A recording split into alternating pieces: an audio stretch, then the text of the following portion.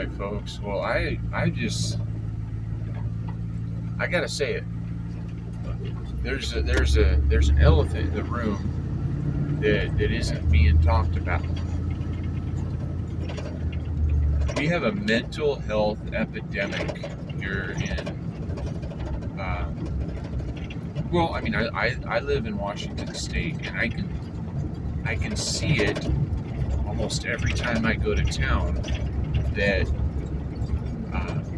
people are having a real stressful life, and they don't know how to handle it, right? And when they don't know how to handle it, they're trying to escape their right now moment however they can. And some people have good insurance, and they're on the Xanax or the whatever chemical cocktails that the doctor practiced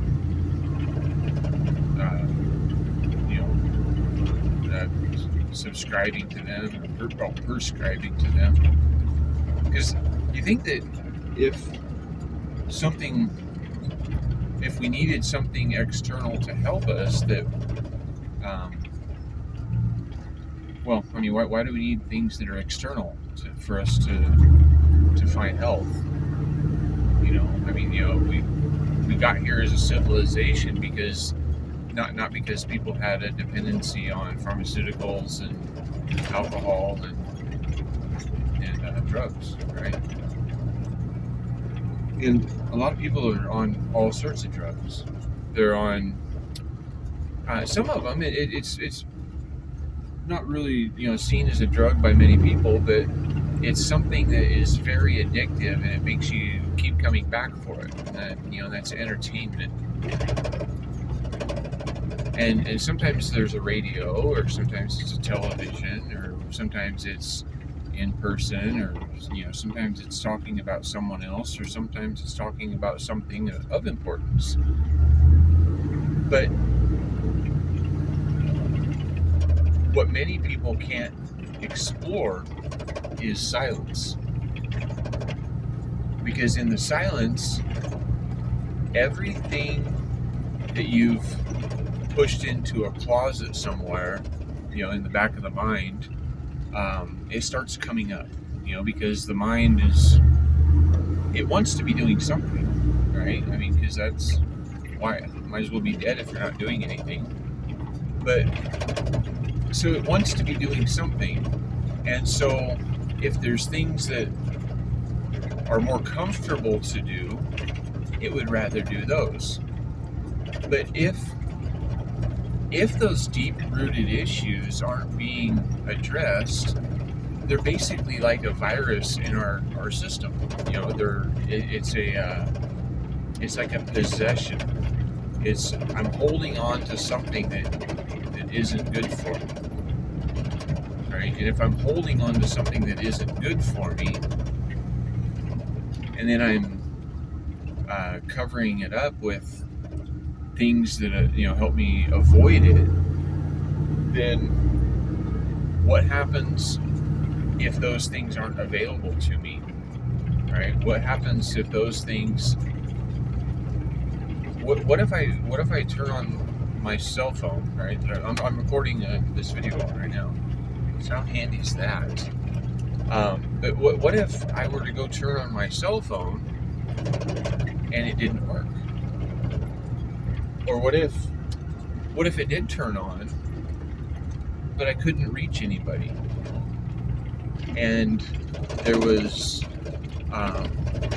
no service, no signal? Is it just that my cell phone's broke and now I'm without a phone, or was there a retaliation against this system that prevents us from being able to communicate with each other effectively? But I'm not even going to go there. Not right now. that should really get talked about too. But what I'd like to talk about right now is the mental health epidemic. And just because you haven't gone to a doctor doesn't mean that you wouldn't benefit from some focus on mental health. A lot of times people self-talk is detrimental to them achieving what they want to do. They say things about themselves that you wouldn't want somebody else saying to you, right? But they think that because they're looking at themselves in the mirror that it's okay, because it's not, right? You gotta realize that you are really, really capable of doing a lot of things, because there's already so many things that you can do, right? You didn't know how to do them before you knew how to do them, or you learned how to do them. But sometimes we get an expensive piece of paper, and we feel that we've come to a plateau of knowing what there is, knowing what there is to need to know, right? But what if that was only a little bit of what there is to know, and we don't even know what we don't know until we know it? You know, I mean, if we don't even know that we don't know something, then what are we missing? But if we look honestly at our life and we say, am I experiencing the things in my life that I want to experience? With what is within my control, which I can only control me, and I can only control me right now. So I'm going to do that the best way I know how. But if my life isn't in the way that I want it to be, and I can't sit in the silence because there's too many things that come up that I need to have some help to navigate, what are we doing? We're spinning our wheels. You know, we're not living our life in a way that we can really, really appreciate it.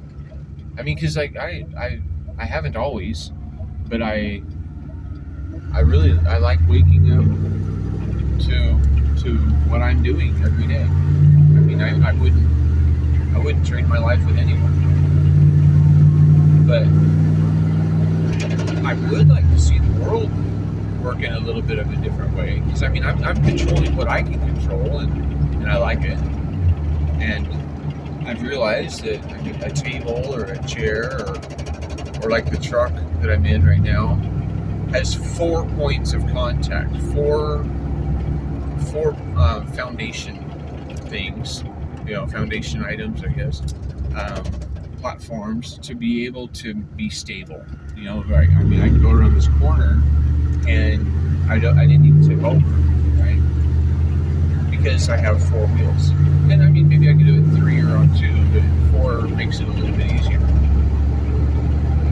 So in my life, what do I want to have as a foundation? To be a solid foundation, I've found, and most people that I've talked with, they agree that you can choose for you, because that's your choice, right? That's your free will choice to decide how you want to live your life. But for me, I choose health, happiness, peace, and abundance in as many of my now moments that I can be aware of, because that's what I want.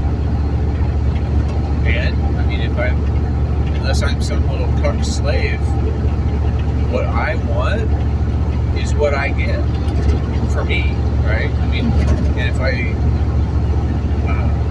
have an exchange, a voluntary exchange of energy with somebody else, if I needed a water bottle and somebody else made a really good one, I could voluntarily give them some of my money or some of my time for what they've produced, right? And that's the way we should be working in all exchanges of energy, is voluntarily.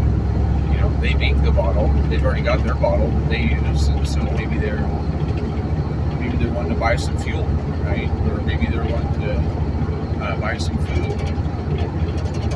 So they're working with me voluntarily, and I'm working with them voluntarily, and we don't need anybody to oversee that exchange of energy, right? Because if he sells me a water bottle and starts leaking tomorrow, well, I'm going to go back over to him. I'm like, hey, bud, you sold me a water bottle that doesn't hold water. And if he's a good businessman and he wants to have a good reputation, he's going to just give me a different bottle, one that holds water. But what we've done with the problems in our society, like I had a problem that I wasn't able to carry my water, but in society we have a lot of different problems, but they're all relatively easy to solve. And so instead of being bothered as a you and a me, we created a government to do these things for us. Because that's the only logical reason that we have government, is to take care of the things that we don't want to be taken care of. Because we the people, right? We the people have inalienable rights to life and liberty and the pursuit of happiness. And we the people, not the persons. So do you really think you're a person? I know you think you might be a person, but you're not a person, not legally, unless you are aligning with the corporation, because Walmart's also a person. And I'm not talking about Sam Walton, the maker of it, the inventor, the originator, but I'm talking about the Walmart, the corporation, the building, the place where you can go buy things from China for really cheap, right? Well, fairly cheap. But if that's a corporation and it is considered a person, then you're not a person, right? So, but we need to realize that there's a lot of things that haven't been taught to us in the school system that was created to help people become really good workers. They want you to respond appropriately to a bell or a whistle or a schedule, or and sometimes you should even do what you were told, even if it doesn't align with what you would do if somebody wasn't telling you to do it, right? And so we've gotten into a big problem here in the world where we've allowed a government to become so big and powerful that the corporations, the persons, are controlling it.